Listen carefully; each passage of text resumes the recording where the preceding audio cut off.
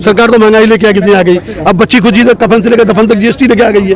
क्या सरकार का विरोध है? डर लग रहा है कि नहीं, डर किस बात का? जब आपसे बात कर रहे हैं, सरकार छूत का कानून अगर है इस मुल्क में है तो इतनी हिम्मत और ताकत लोगों को कहाँ से आती है? वो कैसे आ जाती है कि एक बच्चे को घड़े से पानी पीने पे आप उसके हाथ पैर रीढ़ की हड्डी तोड़ करके उसका मर्डर कर देते हैं।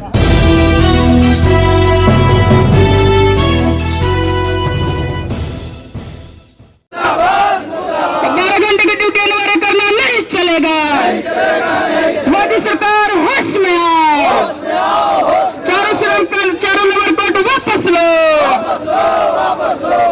उमेश शर्मा है जी, और मैं सफदरजंग अस्पताल कर्मचारी यूनियन का प्रेसिडेंट हूँ। क्या मांगे हैं सर? देखिए, यहाँ की दो मांगे वो लेबर कोड की है। 4 लेबर कोड जो सरकार चेंज कर रही है, जो मजदूर ये जो एक्ट है, लेबर एक्ट जो है उसको बदल रही है। और देखिए, अगर कोई चीज़ बेहतर हो रही तो हम मजदूर भी इतना कोई वो नहीं है, मजदूर भी समझता चीज़ों को, लेकिन जिस तरीके से सरकार ने इसको रखा है उससे साफ दिखता है कि सरकार की मंशा कुछ अलग है। वो साफ स्पष्ट दिखाई दे। जब कोरोना में पूरा देश सो रहा था, लोग घरों में दुबके हुए थे 2020 में, उस दौरान मोदी जी की सरकार ने लगातार इसको पटल पे लेके आई लोकसभा में और आप देखिए 70-75 साल पुराना कानून, उसको आपने बिना बहस के और बिना किसी उसके करके आपने 35-36 मिनट के अंदर आपने उसे बदलने की कोशिश की, लोकसभा से आपने पास कर दिया। साफ आपकी मंशा दिखाई दे रही है कि जब मुल्क सो रहा है और लोग कोरोना से घिरे हुए हैं, आप उस इतने बड़े मजदूर तबके का जो लेबर एक्ट, जो कानून, जो अधिनियम हमारा है, आईडी एक्ट है, वो कर रहा था, उसको आप बदलने की कोशिश करें, ये साफ दर्शाता है। और फिर उसको आप 44 कानून को समेट करके आप 4 लेबर कोड लेके आ रहे। देखिए, इसी दिल्ली में है ये, अभी तो लेबर कोड बदला नहीं गया है, अभी तो लेबर जो चीज़ें कानून बना हुआ है, इसी दिल्ली के अंदर अभी न्यूनतम वेतन नहीं मिल रहा है। आप जाइए स्लम्स में देखिए, आप जाइए इंडस्ट्री वर्कर में देखिए, जहाँ जहाँ संघर्ष हो रहा, जहाँ चीज़ें यूनियन या कुछ लोग कुछ काम कर रहे हैं, वहाँ पे ये आपका न्यूनतम वेतन मिल रहा। लेकिन आप ओखला में चले जाइए, आप मायापुरी में चले जाइए, आप वजीरपुर में चले जाइए, आप बमाना में जाइए, इंडस्ट्री वर्कर से बात करके देखिए, आप 8,000, 9,000, 10,000 वेतन का सवाल है। वेतन की बात करो, बाहर निकाल देंगे। आप बोनस की बात करो, बाहर निकाल देंगे आपको। टाइम पे वेतन नहीं है, कोई दिक्कत नहीं आपको काम करने के लिए।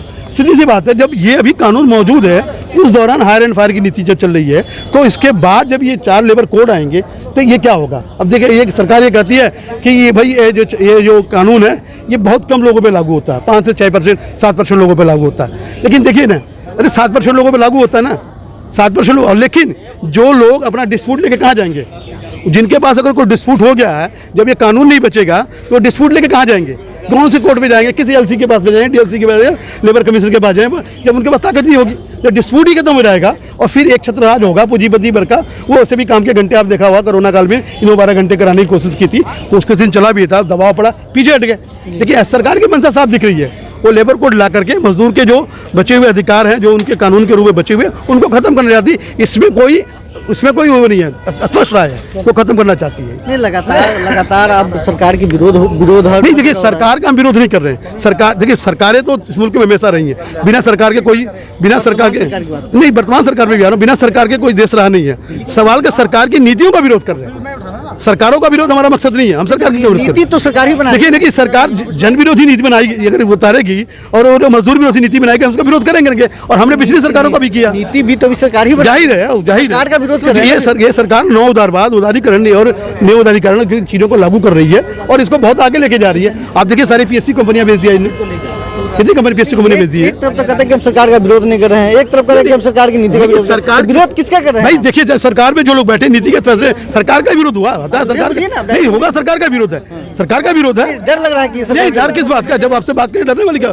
सरकार का विरोध है।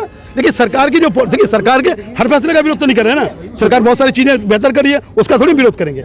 सरकार के जो ये पॉलिसी है, इसका हम विरोध कर रहे हैं। सरकार ने क्या किया? देखो, सरकार तो सरकार जाने, हम अपने देखिए, सुनिए, देखिए, नहीं, सरकार जो बेहतर करे, सरकार जाने। हम हमारा जो अधिकार छीना जा रहा है, हम उस सवाल पर बात करेंगे ना। सरकार तो बहुत सारी चीजें कर रही है, वो कम हो रहा है, ज्यादा हो रहा है, वो सरकार जाने, दूसरे क्षेत्र के लोग जानेंगे। हमारा अधिकार, हमारा सवाल ये कि सरकार जो हमारा आनंद कर रही है, इस पर हम बोलेंगे और सरकार का विरोध भी करेंगे, सरकार की नीतियों का विरोध करेंगे। जी, कर रहे हैं, बिल्कुल करेंगे, इसमें कोई डाउट नहीं। क्या लग रहा है सरकार क्या अच्छा काम करेगी?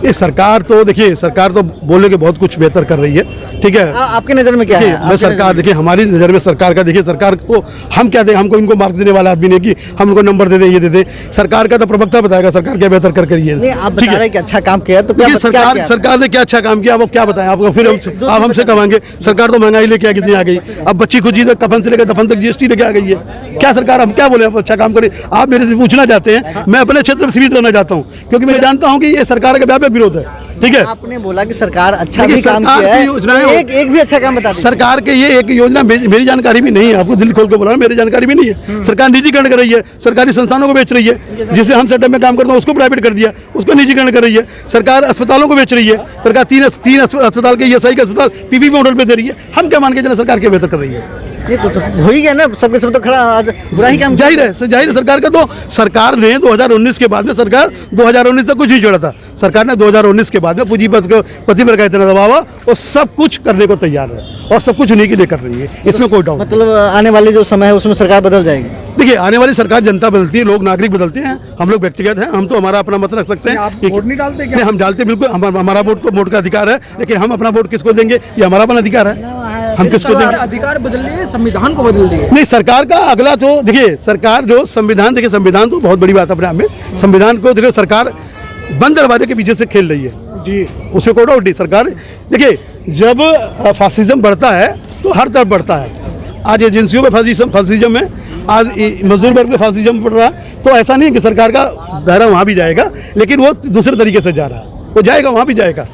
उसके बाद भी आप बताइए ना कि अगर छुआछूत का कानून अगर है इस मुल्क में है, तो इतनी हिम्मत और ताकत लोगों को कहाँ से आती है, वो कैसे आ जाती है कि एक बच्चे को घड़े से पानी पीने पे आप उसके हाथ पैर रीढ़ की हड्डी तोड़ करके उसका मर्डर कर देते हैं। और सरकारें उसको आज भी पैसे दे करके और चीज़ों को दे करके, आप बताइए कि आप एक तरह से ऐसा प्रावधान कानून क्यों नहीं बनाते हैं कि ये नियम जो सामंती सोच है और सामंती जो व्यवस्था है, ये क्यों नहीं खत्म हो पा रही है। आज 75 साल हम खड़े हुए हैं, लेकिन घड़े के पानी पीने से अगर किसी का मर्डर हो जाए, छुआछूत बढ़ रही है, तो ये अपने आप में बहुत बड़ी बात है। अपने आप में सरकारें बातें कर रही हैं, लेकिन ऐसा नहीं कि राज्य सरकार भी इसमें शामिल है, वो भी इसी के पतन के कारण है। ऐसा नहीं कि वो इससे कोई छुपी हुई है आगे का बलात्कारियों को। अच्छा, प्रधानमंत्री जी अमृत उत्सव मनाया जाता है, देखिए 75 साल हो गए, आज भी जातिवाद है।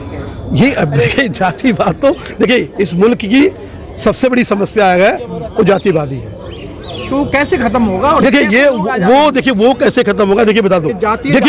देखिए जब तक ये विकसित समाज नहीं है, जब विकसित समाज होगा दुनिया में अंदर, आपको देखिए औद्योगिक क्रांति आई, चीज़ें आई हैं, विकसित समाज जब आएगा तो जातियाँ अपने आप खत्म होंगी। और जब तक जातियाँ नहीं खत्म होगी, देखिए जाति के नाम पे प्रताड़ित किया जा रहा है, जाति के नाम पे घोड़ी पे बैठ के कोई जा रहा है तो उसे घोड़ी भी नहीं बैठने जाता।